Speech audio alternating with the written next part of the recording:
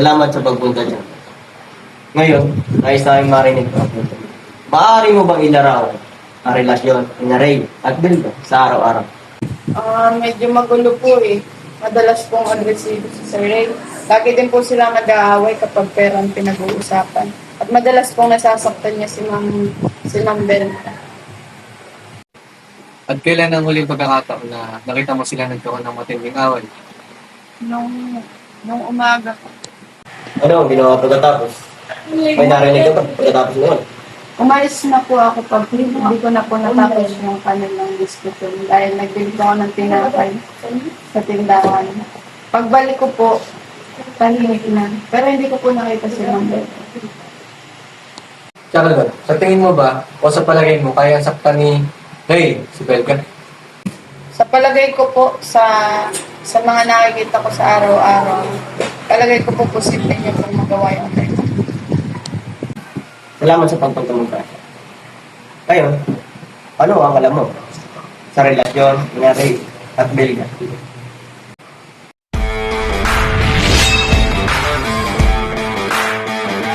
Ako po yung isang malapit na kaibigan ni Belga. Lahat po na nangyayari po sa kanilang dalawa ni Ray ay na ikwento niya po sa akin. Halos lahat, pati nga po pag-date nila ay nakwento kung saan po sila pumupunta. At nasasabi niya rin po sa akin na kumukuha sa kanya ng pera si Ray at nalaman din po niya na nagsusugal po ito. Nabanggit mo sa kaibigan mo at malapit sa si Belga. Sa palagay mo ba, magagawa ni Ray sa kanya? Opo. Sa tingin ko po ay magagawa po niya yun. Dahil nga po, nalulong na masyado sa sugal si Ray. Kaya pwede na pong humantong sa pananakit ko sa kanya. Ano pa ang ibang mga pinipinto sa ni Belga? Baka mayroon. At nakakwento niya rin po sa akin na humahantong po sila na nasasaktan na po siya ni Ray. Dahil po sa paghihingi po ng pera sa kanya na hindi po naibibigay ni Belga. Boy ko, totoo ba na malaking utang na Rizal?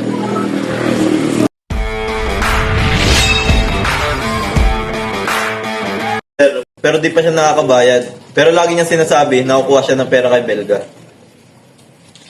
May sinabi ba siya kung paano niya planong bayaran ang utang? Hindi siya naging malinaw. Pero parang desperado na siya nung huli kaming nag-usap. Nakita mo ba si Ray pagkatapos ng away?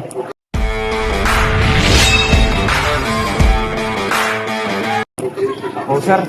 Ito niyan. Kita ko siya dito. Mukhang nagmamadali eh. Parang nagawa siya sa akin. Nabanggit mo na nakita mo sila na nag-aaway. Anong narinig mo ng araw na yun? Narinig ko nun eh. Si Ray. Nag-aaway sila. Tapos, yung lalaki si Ray. Galit na galit.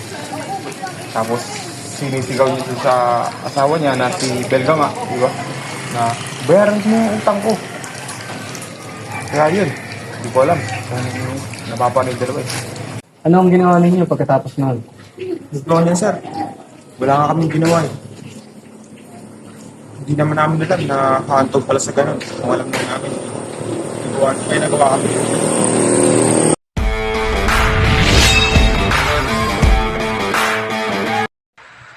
Nag-away sila. Si Ray, galit na galit. Narinig ko siyang sinigawan sa Belga na, bayaran mo na utang ko. Shay, Kay. Undas ba kayo lapitan ni Ray para kumuha ng pera mula sa tindahan? Opo, sir.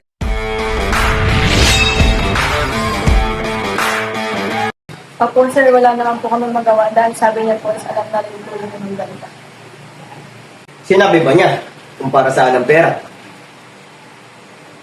Hindi po direkta, pero nabanggit niya po na kailangan niya po magbayad ng utang.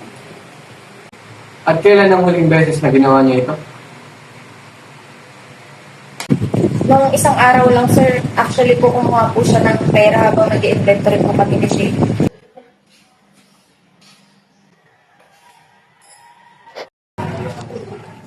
Wayne, kumusta yung pinapa-inventory sa'yo? Okay na ba? Wala na, kinuha niya siya.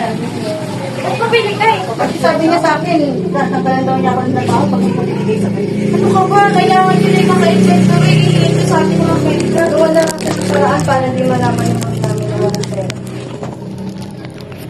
At ang lagi niya pong panakot sa amin is sisisantahin niya po kami dahil nga po siya ay kinakasama ni Ma'am Belga. Bilang mga katulong lang po dun sa kanilang grocery, wala naman po kami magawa kundi sumunod kahit na alam namin po mali po yung ginagawa ni Sir Ray. Ayos mo lang ito.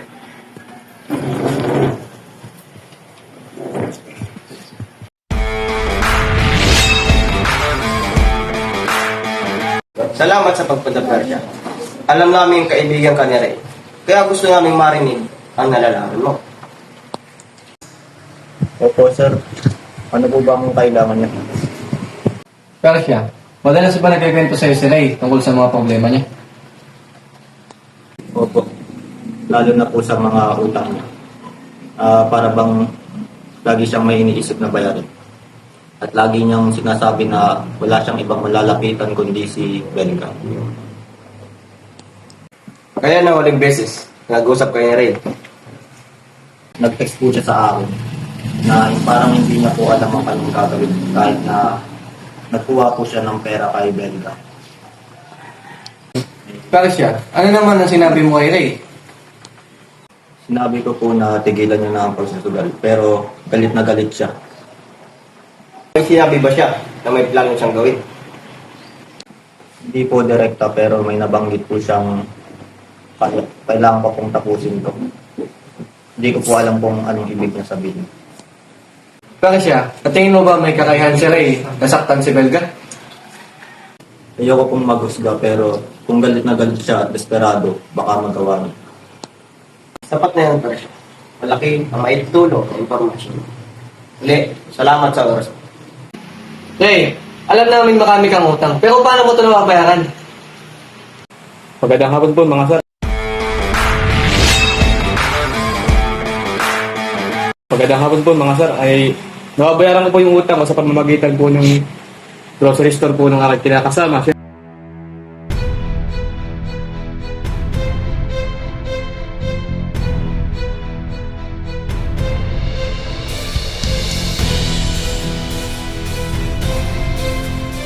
Siyempre po, meron din po ako kayo doon, mga binibigay sa akin. At siyempre, meron din po minsan income, nagsasideline po ako, kasabong.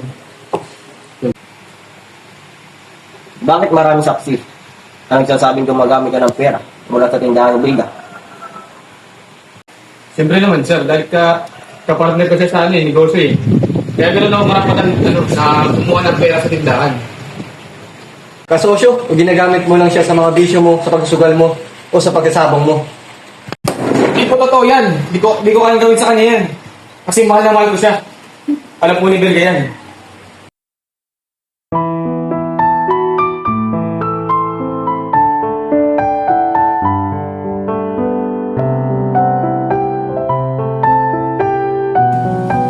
Bye. May dala ko para sa'yo. Huwag ka magugulat ha. Alam mo kasi, yung bus na nabigay ko sa'yo. Galing pa kay mama yun. Ito eh, kasi mahalaga na sa'yo. Mahal na mahal ka ta kasi. Balis. Alam mo, mas masarap to pag UUP eh.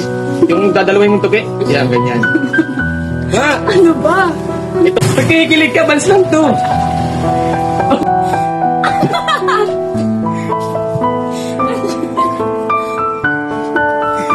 Ano? Inom-namin mo. Masarap yan. Kung mahal mo si Belga, bakit maraming saksi ang nagsasabing madalas kang maging agresibo at may nag-aaway kayo? Anong nangyari noon?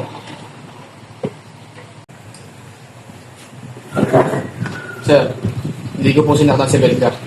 Nag-aaway lang po kami. At lalo higit sa lahat, hindi ko po alam yung nangyari sa kanya. Ray, ikaw ba ang pumatay kay Belga? Hindi po, sir.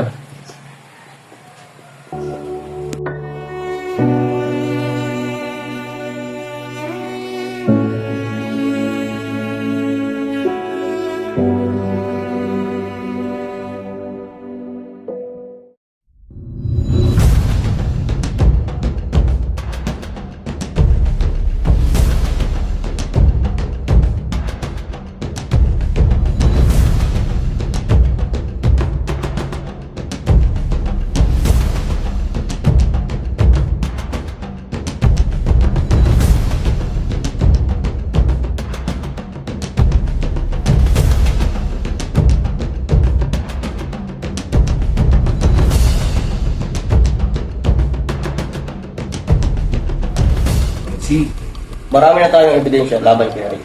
May motive, may witness, may pattern ng pananakit. Oo, boss. Kailangan na lang natin buuin ang timeline ng mga nangyari. Tama, ano na tayo maghain ng kaso laban kay Ray. Ang sinabi ni Persia ay nagpapakita ng mindset ni Ray bago mangyari ang krimen. Desperado na siya. Tama, nag-align lahat ng testimonya, desperado, galit, at pagkakaroon ng motive. Ano na talaga tayo maghain ng kaso laban kay Ray.